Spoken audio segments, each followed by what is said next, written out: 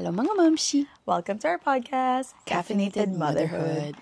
Cheers! Cheers!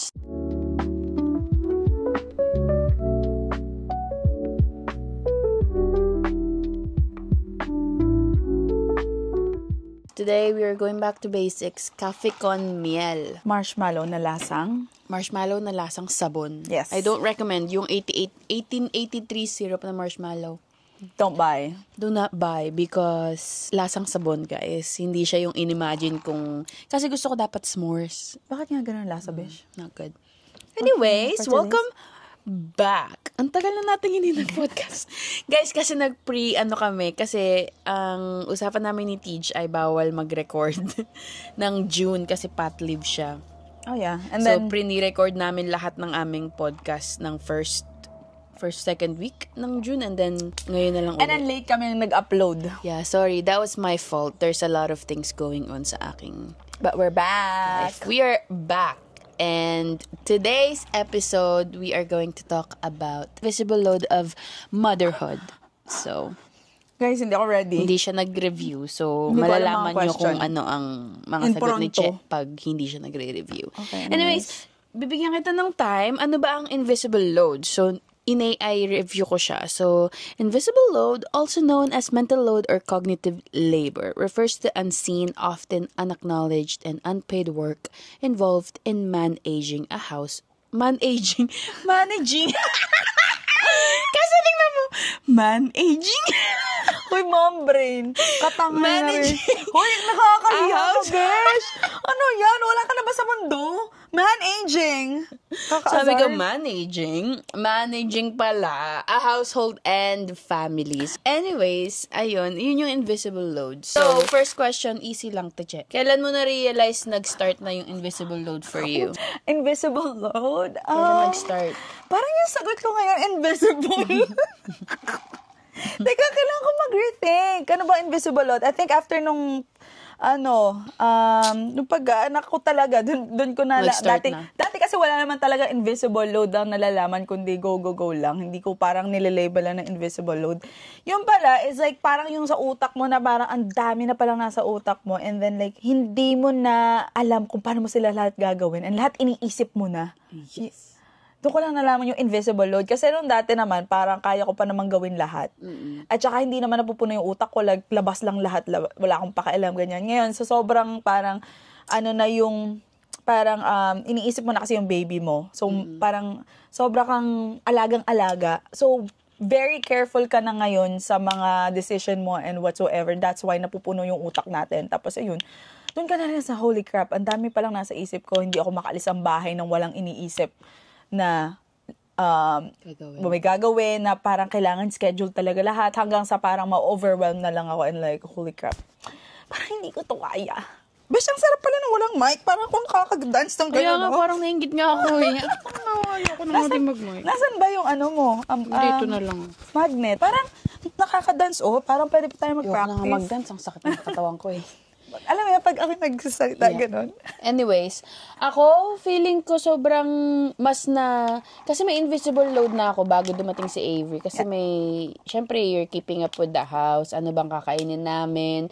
Lilinisin ko yung washroom.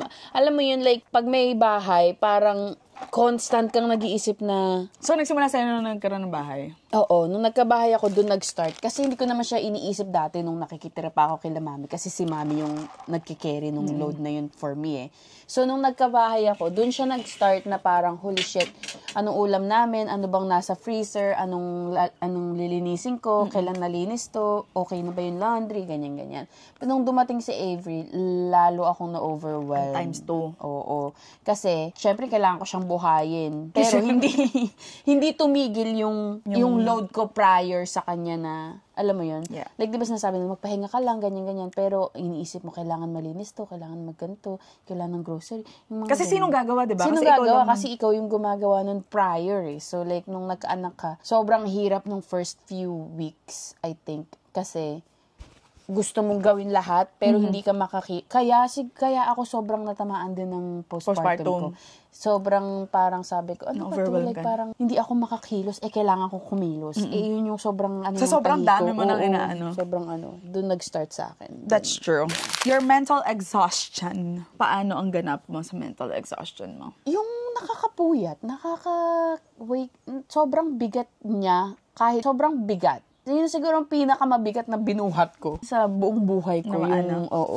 Kasi parang pagod ka physically, pagod ka din mentally. Iyon yung sobrang, tas mas mabilis kang mag-snap. Sa akin, mas mabilis ako mag-snap kay TJ. Lagi niya sinasabi, why you always mad? Ganyan nga, totoo. Kasi nga, like, ako parang, oh my God, like, kunyari magtatanong, where's this?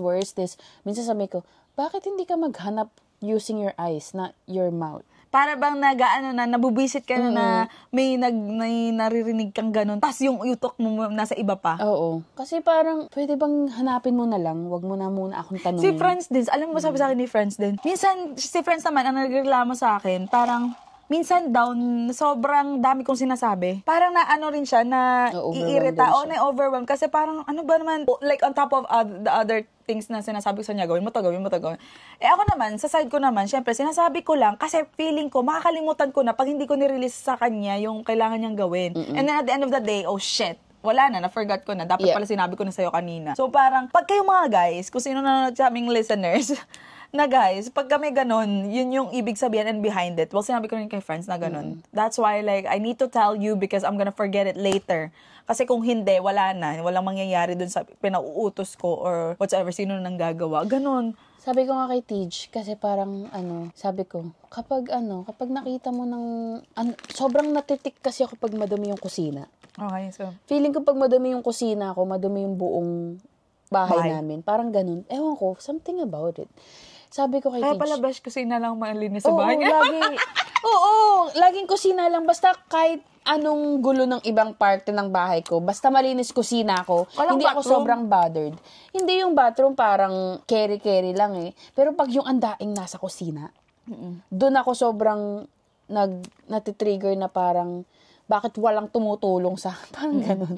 Kasi sabi ko kay TJ nung sabi ko, and you know what, if you want to help me, just make sure that the kitchen's clean kapag gigising ako. Kasi pag ginawa niya yon, less things na yon sa utak ko. Kumbaga, mas makaka-relax ako sa day. Parang OC. Oo. Ako din, besh, may OC din ako. Ano? Sa kama. Pag hindi done. Ay, ako okay lang ako sa kama. Pag ako nagwo-work sa work from home, so, hindi ko kayang hindi nakikita ang gulo-gulo. Parang feeling ko lahat magulo na pag hindi nakaayos yung bed. Ganon yung feeling ko naman sa kama. Na parang pagpagan mo yan, gusto ko clean yung bed na yan. Basta yung kama, okay. Feeling ko lahat, clean na. Parang ganon. Ganon din yung napipil ko dun eh. Tsaka yung pati, pag ikaw yung parang default na parent. Ikaw naman talaga eh. Diba? Tayo naman talaga actually. Tayo ang nagsaset ng mga appointment. Tayo ang parang, kasi actually, ang mga asawa natin, sa atin din naman talaga nakadepend. Sila yung parang, tayo yung nag-decide sa lahat. Kasi pag minsan naman din sila nag-decide, may mas magaling. Kaya nga sabi nila, wife is always right. Wife knows best. Oo. Kasi parang tayo yung mas magaling magpa-sikot-sikot. Dapat gawin muna natin to kasi ito, madadaanan na to. Yung parang mga ganon. So si Friends, parang nag-grow na siya sa akin na lagi siya sa akin, okay, what's the plan today? Ganyan. So kay Xavier, sa anak namin. Ako na yung nagsaset ng appointment kasi alam ko kung ano yung itsura ng buong calendar namin. Sa birthday, ikaw na lahat, siya na lang yung taga-support talaga sa'yo. Kaya tayo talaga ang default. Yeah. Yun din ang nasa isip ko eh. I don't think may default bang tatay dyan. Lagi naman sa nanay eh. Parang, kasi ikaw din mag-aasikaso ng dinner, ikaw din ng... Although naman maasahan naman si TJ sa mga tulong-tulong sa linis. Kasi minsan kailangan sa pagkain. Sinong default sa pagkain? Ikaw ang magde-decide kung ano papakain mo sa bata. Yeah. 'Di ba? Ako magde-decide. Pero at the same time, si Friends, hinihingan ko rin ng opinion na okay, should we pakain him ganto ganyan. Yeah. Parang second lang sila lagi. Second opinion. Pero nakakapagod mag-isip. Kahit ayaw mong mag-isip. kahit na gusto kong sila mag-isip, may masasabi pa din ako. Parang ganon. Yeah, kasi parang ang hindi nagsastop. I don't know, so weird. Parang dati ang iniisip mo lang, ano bang alak iinumin ko? Tequila ba o brown? Mag-mix kaya Tequila tayo. ba o brown? Parang ganun. Tas Okay ba ngayon ako na malasing bukas? Or Oo. manakit yung ulo? Oh my gosh, the days. Ngayon, oh my God, putang ina. No one really prepares you for this. Where it comes from, sa akin, feeling ko, growing up, parang nakita ko na mami ko ang ganun. Naalin? Yung naglilinis ng bahay. Ngayon ko lang nakikitang nagluluto ang daddy ko. Although, like, nagluluto siya before, pero like, ngayon mas aware ka na laging nagluluto ang daddy ko sa mga cravings namin, ganyan. Pero growing up, parang laging mami ko lang ang nakikita kong naglilinis, nagluluto, yung mga regular na gawaing bahay. Tapos yung pag-aalaga, siya lang din ang laging ka-hangout namin nung lumalaki kami. So like, for me, parang lumalaki ako na ganun yung role ko dapat paglaki ko. Gets? Alin na? Yung sa bahay, ikaw mag-aasikaso ng ganito, ikaw mag-aasikaso ng ganyan. Gets? Like, hindi ko nakitaan ng daddy ko nung lumalaki ako ng siya nagluluto, siya nag-aalaga sa amin. Gets? So, like ako, nung parang ngayong malaki na ako, ngayong nung naging dalaga na ako, ganyan. Parang yun lagi yung nasa isip ko na yun yung gagawin ko. Gets? Ay, ganun din. So, feeling ko, may factor din may sila. May factor yung roles ng nanay, mami ko. Dati, parang gano'n. Kasi si mama din ganun malinis din. Although si papa yung nagluluto lagi talaga kasi si mama parang easy cooks lang. Si mama ang nakitaan ko na parang linis as in to the point na tinuruan kami nung bata pa kami nagsasampay, yung mga ganung bagay. So parang napaka-easy lang sa akin nung paglilinis sa bahay. Like parang basic lang siya. Naging parang normal na siyang routine. Hindi naman bahay ko. Ubers talaga ganun. Tapos compare versus kay Franz na lumaki siya na may nanny. Nanny! Oo. Kaya, lagi ako ang nagsasabi kay Franz na ayusin mo yung closet mo, ganyan. So, parang naging balance naman kasi natuto naman siya nung nag-live-in na kami. Kaya parang kung wala talaga ako dun sa kwartong yun, naku po, sus ko po, ang kalat. Pero yun nga, feeling ko malaking impact nga talaga yung ating parents, yung anong pinapakita nila nung during early, yung parang tayong bata pa, sa pagpapalaki sa atin. Yeah. So, ibig sabihin nun, kung anong makita nila Xavier o kaya ni Avery sa atin dalawa, yun din yung nila. Well, kay Xavier, lalo na, ang titingnan niya yung tatay niya, si Franz, ikaw, si Avery, ikaw, kung ano yung makita sa'yo, yun siguro yung din niya, ma-adapt ni Avery. Well, I mean, nothing's wrong with it naman. Kaso like parang, I think the biggest part na sa nanggagaling yung load na yan is, part of it, societal. Syempre, pag babae, ikaw ganto. Diba? Lalaki, provide lang. Yon. And then, parang na-inherit mo din yung habit ng nanay mo, pag lumalaki ka. Gusto ko lang din iisingit. Alam nyo guys, dati, hindi ko maintindihan bakit laging galit si mama. Sabi ko, kami dalawa magtitingin kami ni Abby. Yan naman ako. Parang si mami din lagi galit. Parang, sabi ko, bakit ba ang saya-saya ng buhay? Alam mo yan, parang sa isip ko, ang saya-saya ng buhay, lagi na lang galit si mama. Ganun kami magtitingin na ako ni Abby. Sabi ko, patay, wala na magsasalita. Galit si mama, like, in a bad mood. Or hindi kami makapagpaalam. Pupunta kami na ganito, ganyan. Kami, mag-aantay kami ng tiyempo para lang maging makapagpaalam kami, alis kami. Mga ganang bagay. So, nung dati talaga, hindi ko maintindihan bakit laging galit si mama. Pero ngayong matanda-tanda na ako. Gets mo na? Gets ko na. Kasi hindi ko nakikita kasi before noon ang kanyang dinadala kung ano yung nangyari siguro sa work niya o kaya kung ano yung ginagawa namin nila Abby na parang nakaka-affect sa ano nila or kung ano yung relationship nila ni Papa noon na hindi namin nakikita talaga noon. I was like, ang nakikita ko lang isang galit nanay siya. Na galit. Ako din laging sumisigaw nanay ko. Oo. Sa weekend, laging pasigaw. Oo. Alam mo yun, like parang, nakakapagod pala. Kaya sila pala, galit. no? Kaya pala ganon sila. Hindi ko talaga Nakakapagod maintindihan. pala So parang mabuhay. ini-expect ko na yun sa mga anak natin na hindi nila maintindihan kung bakit tayo ganito yung emosyon natin. Kasi hindi pa nila naranasan or hindi nila magets. So parang ang gusto kong mangyari syempre pag lumaki si Xavier, kung ma-avoid kong Magalit. hindi magalit as much na parang alam mo yun, sabihan lang sa kanya ng ayos, hindi yung parang gigil. Yeah. Kasi ayoko namang isipin ni Xavier na ako ang mommy ko always like mad, ganun. Alam mo yung always mad. Ayoko naman ganun. Gusto ko maintindihan niya at some point, pero parang sa half of my mind din, parang hindi talaga may iwasan eh. Yeah. Kasi lalo na pag sobrang ng anak mo. Gulo. Oo. Kaya pala galit si mama, nakakaasar. Yung mental load pala yun. Mental load pala yung Alam ko na. nakaka-trigger ng mga very quick nila na parang pag hindi ka naglilinis ng kwarto, Yes. hindi ka marunong maglinis ng kusina, Always reminding us, oy, linisin mo naman yung ganyan. balahura mo. Oo. Yung pala yun. Akala ko naman parang arte naman ni mama. Gusto lang pala nila ng tulong. Oo. Yes. Oo nga. Yun pala yun. Gusto lang nila ng tulong pero hindi sila maka-ask ng tulong kasi yun dapat yung ginagawa nila. Hindi nila alam na pwede naman pala nilang i-delegate yun. Parang gano'n. Ayun yung nararamdaman ko ngayon. What support should look like sa mental load? Very, gusto ko yung support na hindi ko na kailangan sabihin. Yeah. Tapos, nagawa na kagad. Yun yung pinaka-the best na support na ginagawa sa akin. Ako din.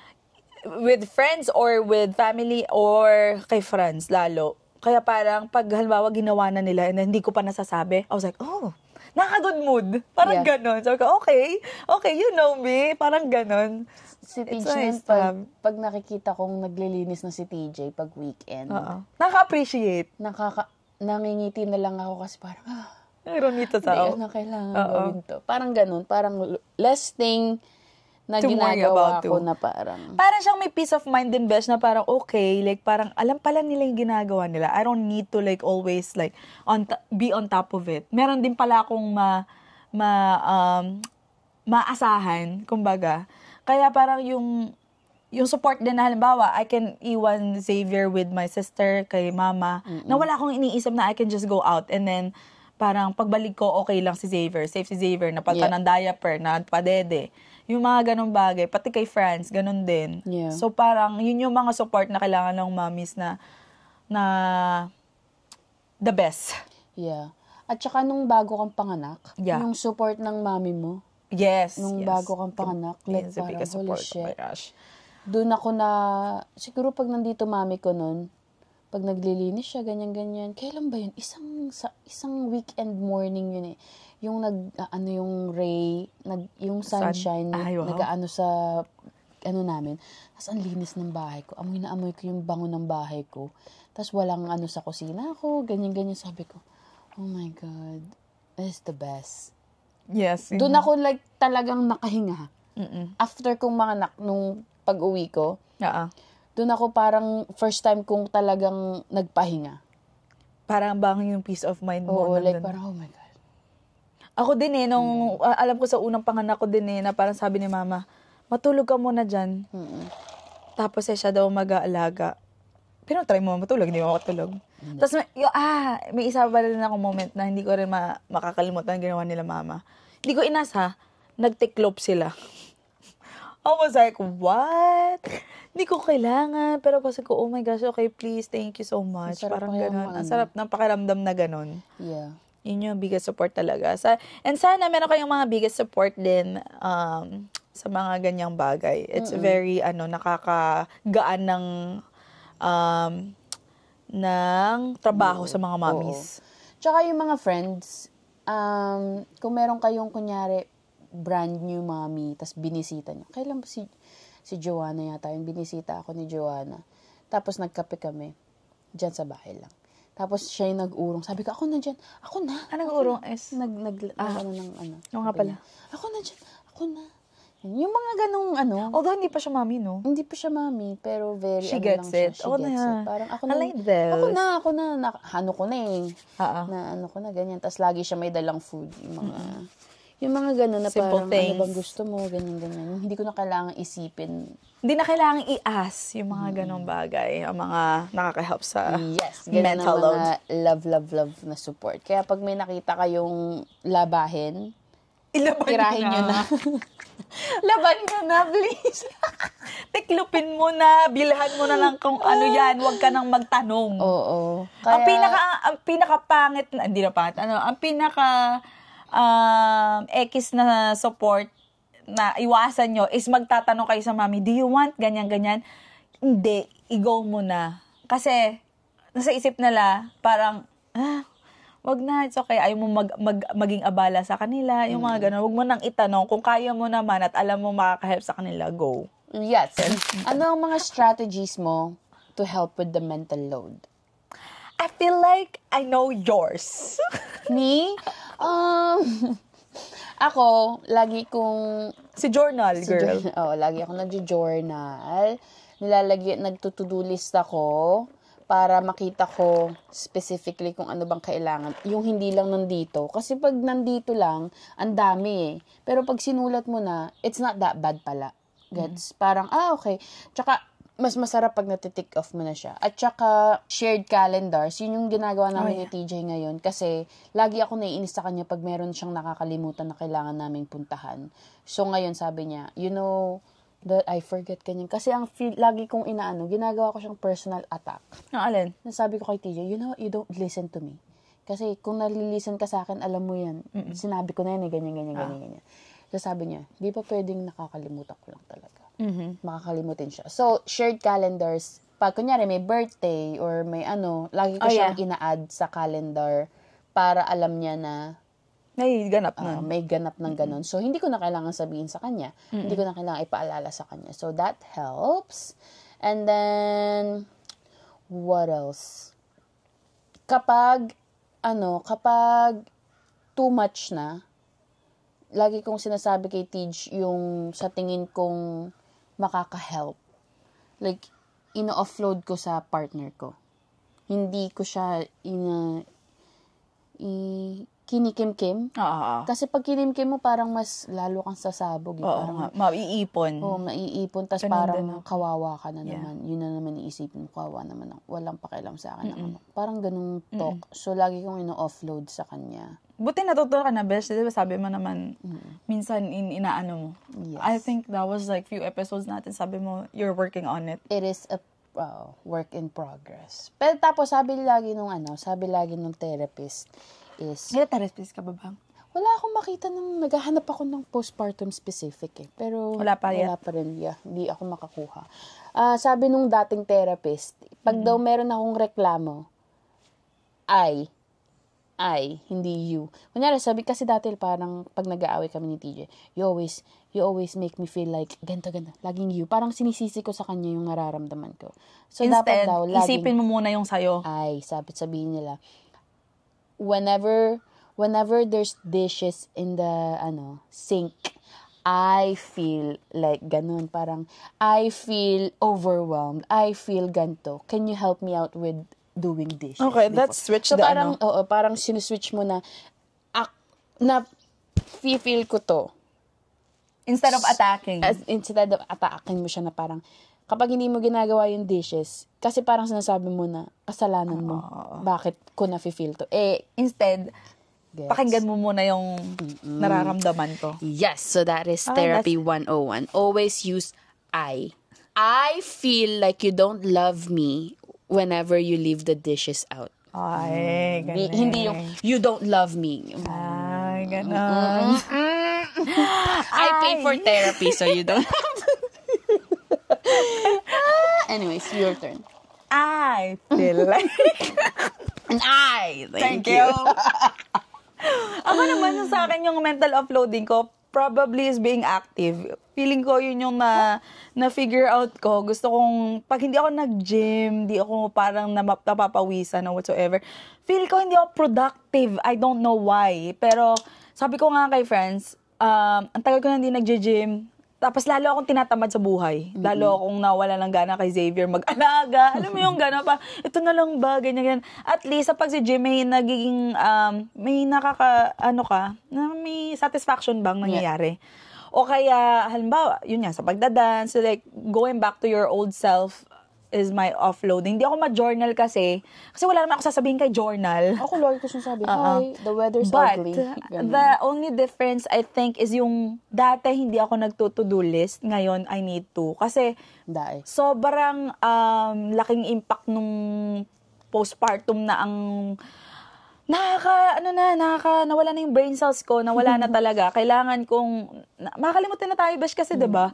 As in, kailangan kong ilagay yung mga kailangan namin bilhin kasi ang hirap, kasi nga, mental load, right? Ang dami na nasa utak mo, so kailangan iset aside, tulungan mo na lang sarili mo, mag-to-do list ka na nga, para lang, pag nag-grocery ka na, alam mo na kung gagawin ko, at ano pa yung mga kailangan gawin.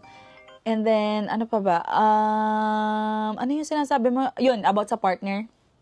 Yeah, yun lagi namin ginagawa ni Franz. Magaling na kami actually dun sa mga communication. I think mas more pa ngayon than before. The communication. As in, wala kaming hiya. Sasabihin namin, ito ang nararamdaman ko sa ganyan-ganyan. But kasi, siya lagi yung nag-i-initiate to, siya yung lagi parang, sorry na, yun yung ginawa ko kanina. Kasi ganito, sasabihin niya yung nararamdaman niya. So ako, yung parang, dun ko din sinasabi kung bakit ako naging, yun yung pagiging offloading ko din ng mental load. At saka, being open to your partner really helps kasi nalalaman nila na, ay, iniisip pala nito yung mga gantong bagay. So, next time, malalaman na nila na parang, ano na kailangan nilang gawin, right? Yes. Ay, puchang inis na yun. Exactament. Holy shit, ang Daming lamok. Daming lamok. Lamok ba yun? I think so.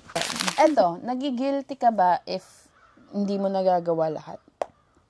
Nakikilty ba ako? Hindi. Parang minsan lang. Hindi naman lagi na parang pag hindi ko to nagawa, lagi kong sinisisi sa sarili ko. I think based on how big deal it is, I guess. Parang, kung small lang naman, it's fine. I could have done this, but whatever. Like, parang it doesn't matter. Hindi ko naman ikamamatay. Parang gano'n. Pero pag big deal siya, na, I should have done this. Like, parang talagang iniisip-isip ko, kung saan ako ginawa ko to, mas maganda yung naging result. May mga ganong moments, pero hindi lang ako ngayon maka-think ng something example. Pero yun yung pasok sa isip ko. I bet ikaw. Oo. No, syempre. Alam naman. Di ba na natin itanong, Besh, kung may...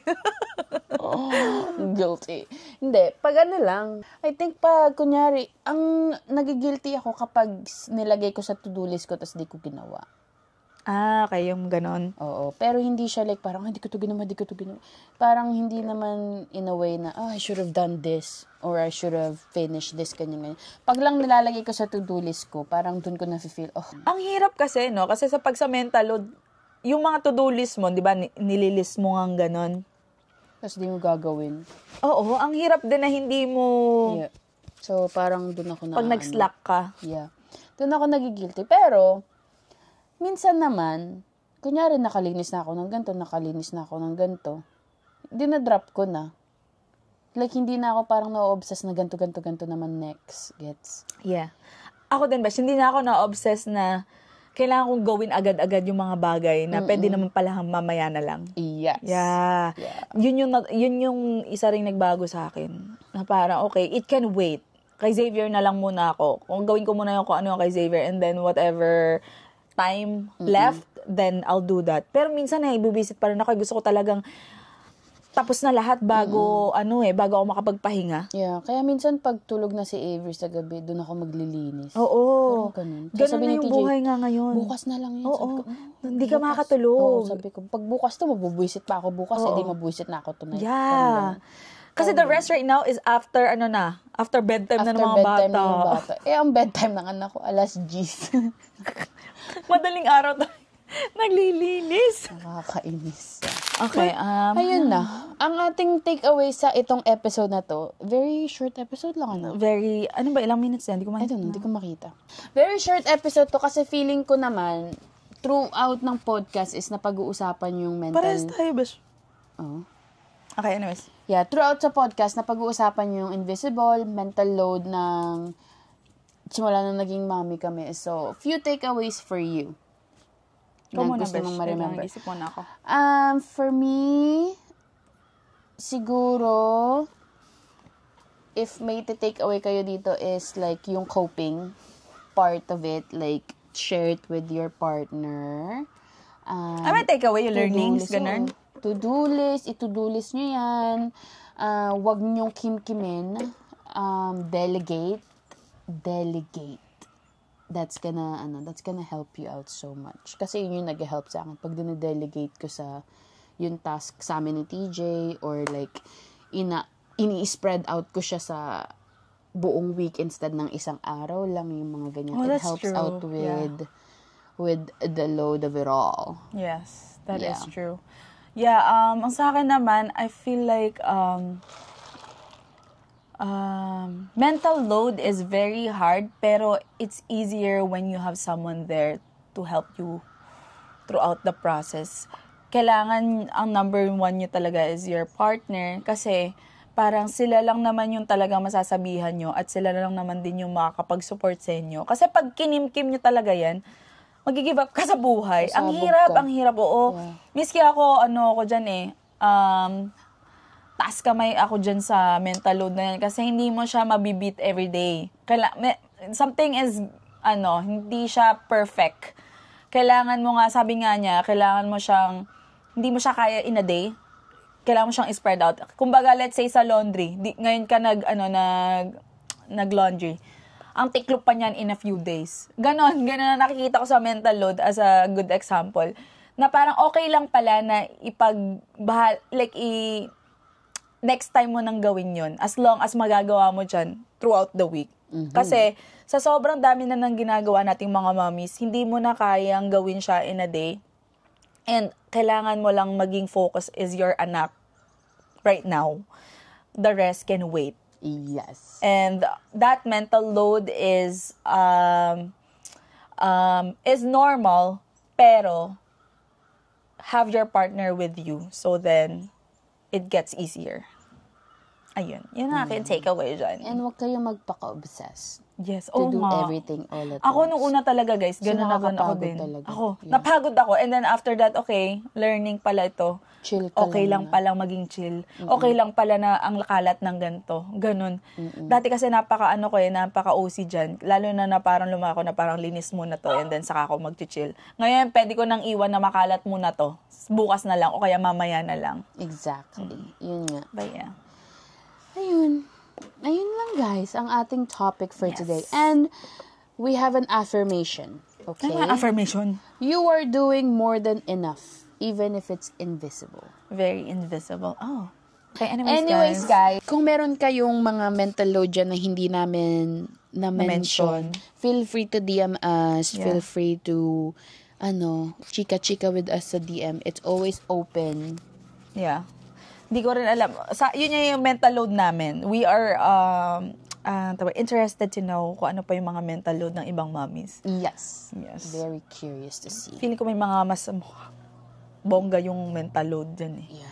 Anyways, that is guys, for today's episode. That is all for today's episode. Next episode, we are gonna be talking about marriage. Ayun na ba yan? Yun na pala. Teka, tignan ko. Yun na yun! Sinabi mo na eh. Marriage. Yung shift. Where is the love? Saan? Eto. Marriage. Motherhood and marriage. Motherhood. The shift no one warned me about. So, pag-usapan natin ang yung shift ng relationship. Ng love, intimacy, little things in between, yung mga ganun. Malalaman nyo na kung none pa ba ako or nag-evolve na ako into a Pokemon. Anyways. Ayun lang, guys. Thank you for listening. Follow our social media, YouTube, Spotify, and share it to all of the mommies. Hindi pa mommies, magiging mommies pa lang. And yes, whoever can relate to. And daddies too.